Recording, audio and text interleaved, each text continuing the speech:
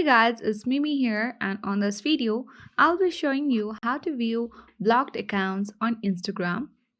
So, suppose if you have blocked anyone on Instagram and you want to view whom you have blocked on Instagram, then you need to simply hop into Instagram application. Make sure to sign in on Instagram app and tap on profile icon at the bottom right corner.